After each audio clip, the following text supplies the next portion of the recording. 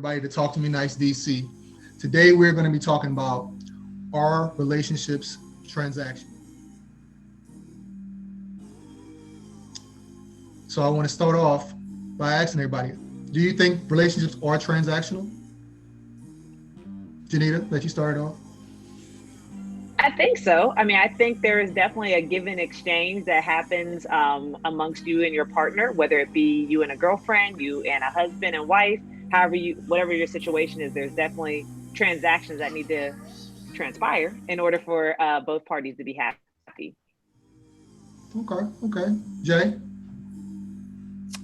Hey, I'm going to be technical with it. Define transactional. You tell me what transactional mean to you. Oh man, see, you're the ultimate spin master. Okay. So we talking about like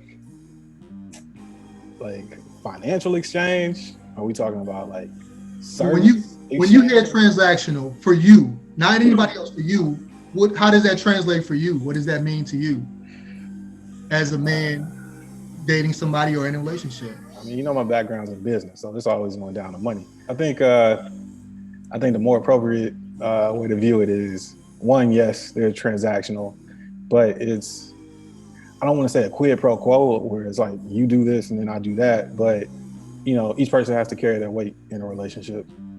So I'll go with that. Okay. Yeah. Nicole? Yeah, I absolutely agree with both Janita and Jay. I feel like absolutely no one wants to feel like they're doing more work than the other person in a relationship at all, period. Whether that's a working relationship, whether that's a personal relationship, or whether that's a romantic relationship.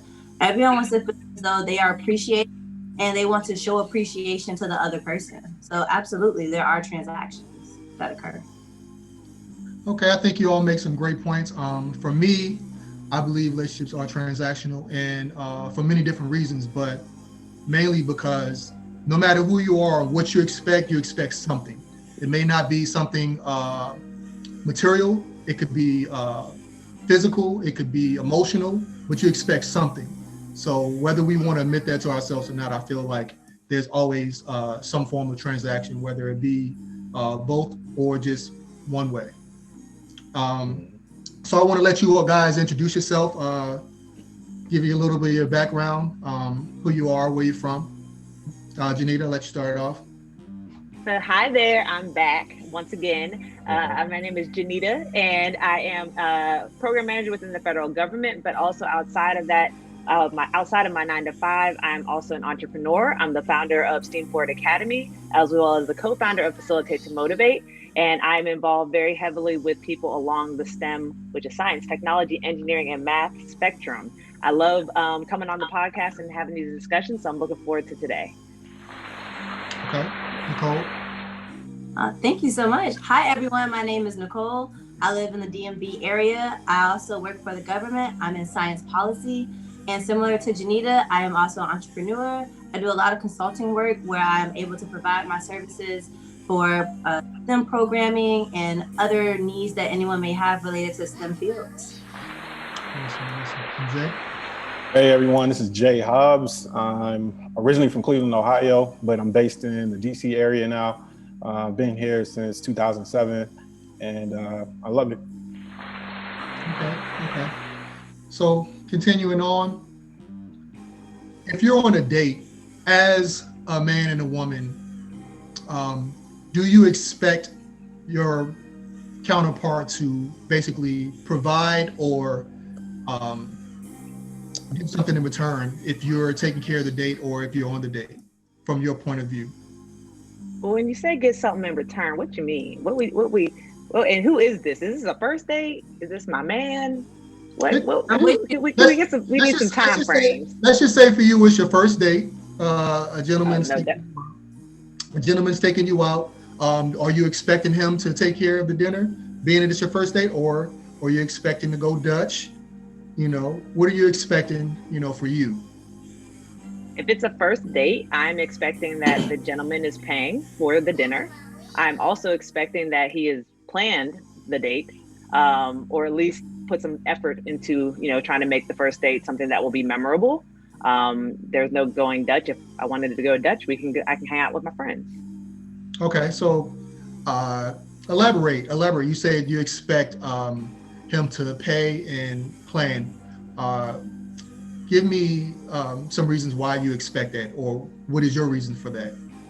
So, I mean, I go back to just the old ideas of being courted. So, if someone is interested, then I would expect that however we first met, there was an exchange of information. We have conversed a few times leading up to said date, and presumably either he is asked out or he has asked me out, or I have, made it known that I would be open to going out. And so then there is a planning process. There's some agreed upon time that we say that we're going to meet. There's some agreed upon time that we say we're going to, do X, Y, and Z.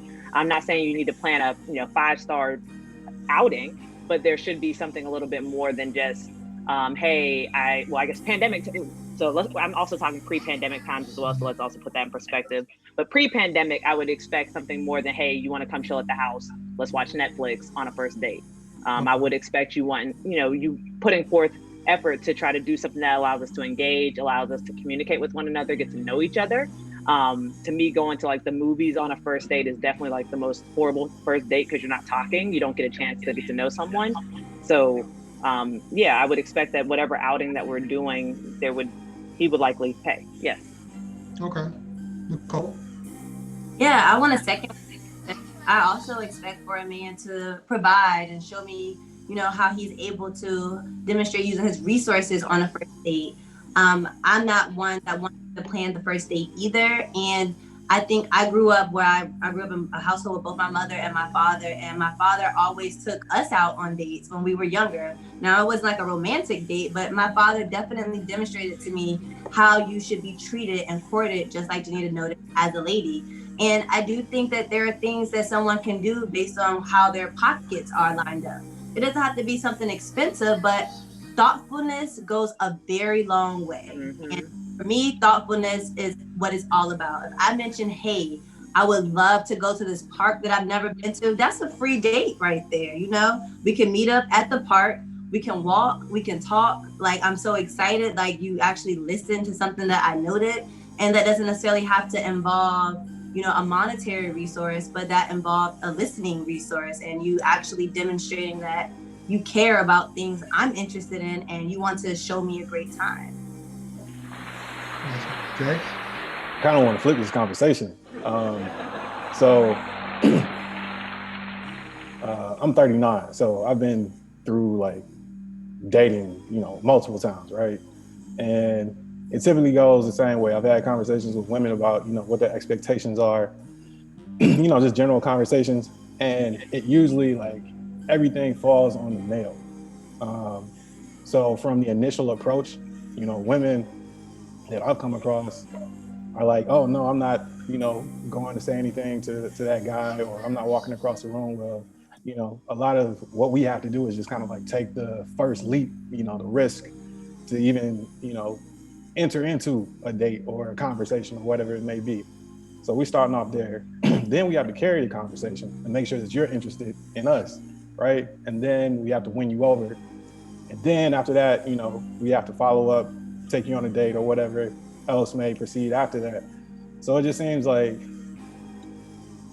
it comes off very one-sided, and I'm also hear stories where women kind of take advantage of knowing that the cultural expectation is for men to ask them out. And a lot of times, from stories that I've heard, a lot of my friends are women, so they talk to me. But it's like they're going out for free meals. Really, they may not even be interested in that person. So my approach to dating probably is a little bit different than most guys. Like, I'm probably not going to ask you out on a date the first time I meet you. I want to get to know who you are just in the setting. And if we are out, I count that as a date. Like, hey, we're out right now. We're conversing, we're hanging out, or whatever it may be. So I really kind of look at it that way. But one of the things that I say now is that in order to get my attention, like, you really have to impress me. Um, you know, I can run down my stat sheet and give you a ton of reasons of why you should impress me, but I don't think it's the appropriate time for that right now. But aside from that, it's just really I don't want I don't want a passive woman. You know, I want a strong woman. I want a woman who is willing to take risks. I want a woman who's assertive. She doesn't necessarily have to be aggressive, but assertive. And if you really want to impress me, ask me out. You know, plan something for me. Flip the table so that you show me that you're actually interested in me versus, every meal coming up to you, going through the same song and dance. So that's kind of my perspective on it. So I think there are a lot of ladies out there that definitely will initiate that engagement, whether it be by flirting with you, whether it be by just maybe even sparking up a conversation. I mean, I know I'm a vocal person, so I have no problem walking up to someone and just talking. So perhaps it also may be some of the women that you maybe have encountered that are more scared to just quite, make the initial introduction. So it's not all on the man. But I don't know. I just still kind of feel like that first initial date should still involve, like Nicole said, some thoughtfulness. Just like you want to be impressed, we want to be impressed too. So, But if that is, all right, go ahead. I'll let you guys. Oh, no, I'm just going to interject here just to say carefully. I mean, at the end of the day, the man asked the woman to be married, right? I don't ask no man. I'm not getting on my knee to ask a man to marry me. Who made this law? Well, that's just tradition. And there you go. It's expectation. If you go back to Stone Age days, the woman needed the man to provide at like way, way, way back in the day before we were able to really have this kind of more, where we are more equal. Back in the day, women really needed men to provide, right? Like that was really what the root of all of this is. And that's why I say tradition. Like it just goes back to women needed men to provide. And in that role of providing, there are expectations and there are responsibilities that you can't walk away from. Like that's just what comes with the role of being that guy. Okay. Hold on. I'm ready to go in. I mean, not in a negative way. It's just, I just want to point out, a key word that you said was equal, right?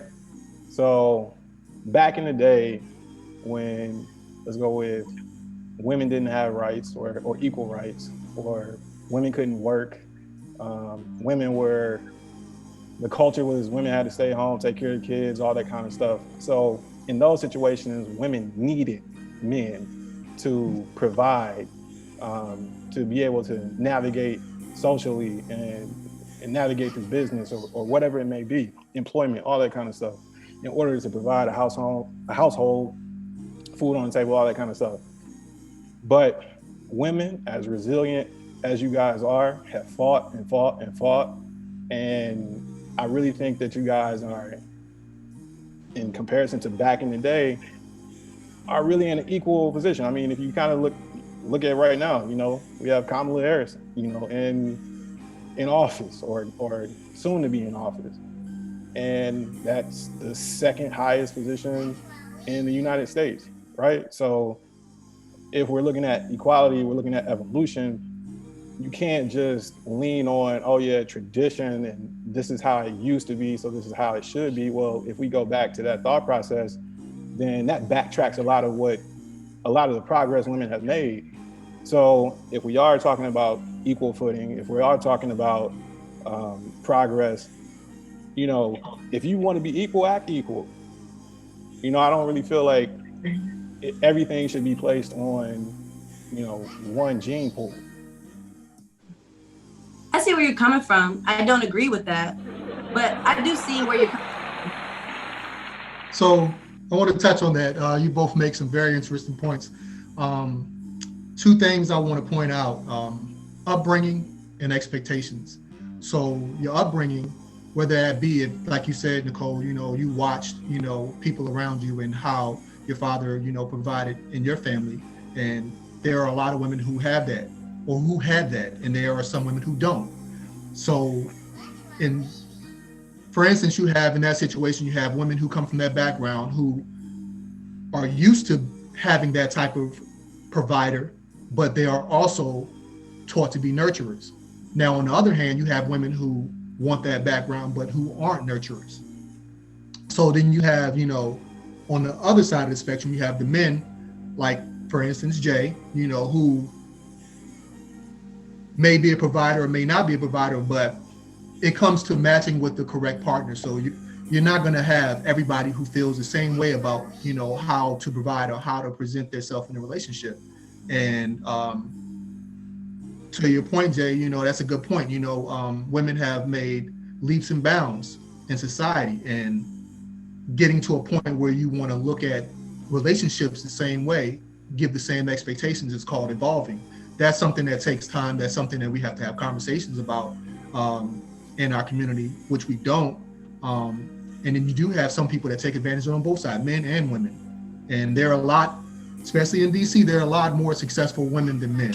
So you have men who may feel some type of way about that, and you have men who don't feel some type of way about that. But in the end, there's expectations in these transactions, because if you're providing more as the man or the woman, um, naturally you're going to feel like you're the head of the household, and with that, that goes into how the relationship functions. So really quickly, let me be transparent. Mm-hmm. The core of me is a provider and protector. But in addition to that, in order for me to get into that mentality, like, you have to be somebody special, right? And if I'm just meeting you, technically you're not special in any man's eyes, because they're just meeting you, right? So the point of it at that point is really about trying to actually get to know each other. And if you are interested in that male, if you're really interested in that male, then I don't see why there is an issue of you pursuing. And one of the things that I've learned transitioning from Ohio, I'm in Florida, I've been in North Carolina, and coming to DC, women in the DC area are much more aggressive, much more assertive. And I think it has to do with the imbalance in terms of the male female ratio. And if you take a passive role in terms of just waiting for a male to approach or waiting for a male to ask you out, then I think you can potentially miss out on a lot of opportunities.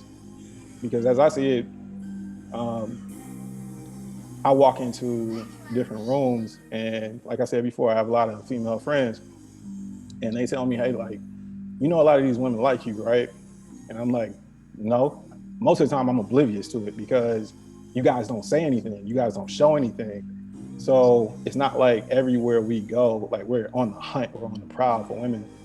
But it's gonna take someone, if you're really interested, like, you have to stand out in a way.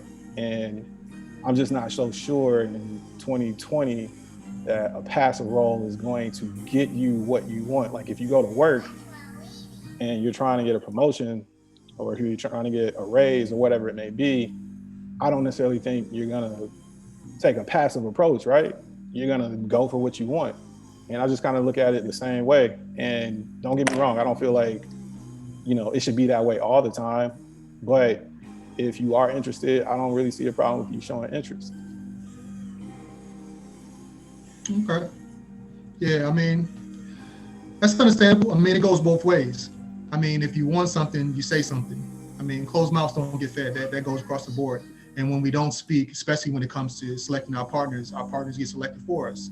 And then we wonder why sometimes we're not compatible or it doesn't work out. So, I mean, I get it. I get where both of you are coming from. Some great points. So that leads to my next question.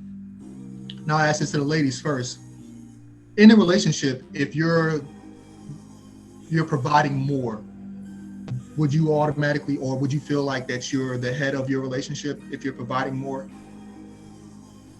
or creating more transactions?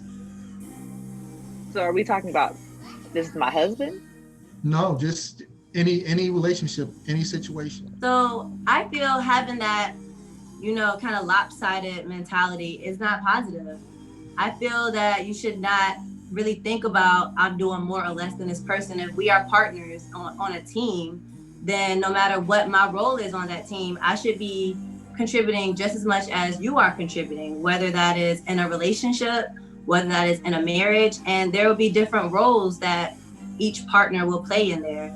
Women have a certain energy with them, men have a certain energy, and together those energies are very strong. So I personally feel that I would not like to put myself in a situation where I even have to feel that way. Like maybe in this one area or aspect of the relationship, this is my contribution, but my partner or my boyfriend or my friend would be contributing in some other way. Okay. Interesting. I don't think I do. Explain. So one of the things that I try to do is make sure that the weight of a relationship is evenly distributed. Trust me, I had to learn that over the course of years.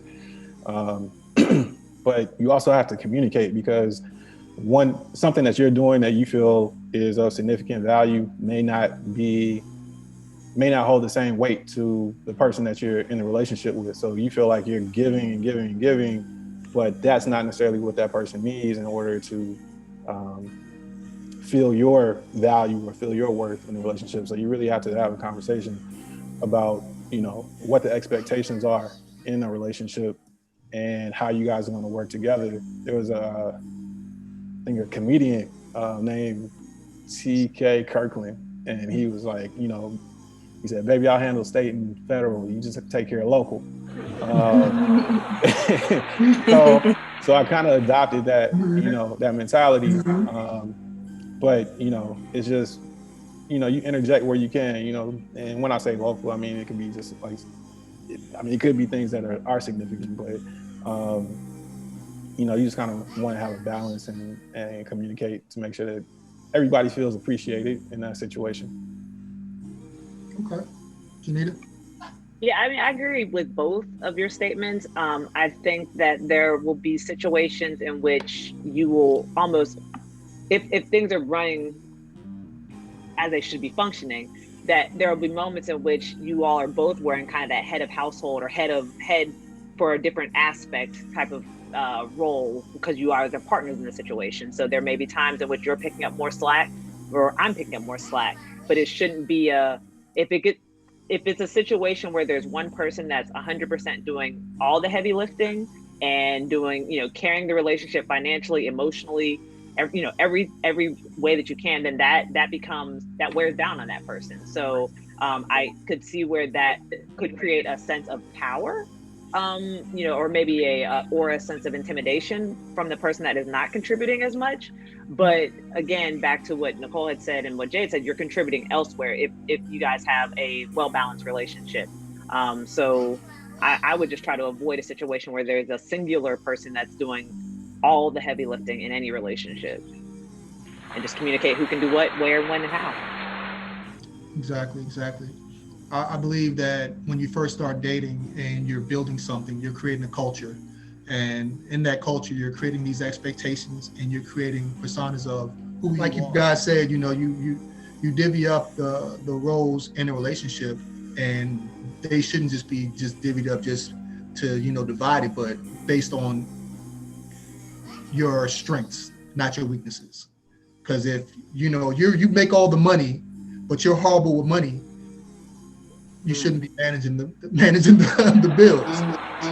So, you have to be honest with yourself and your partner. And that's when transparency comes in with those expectations.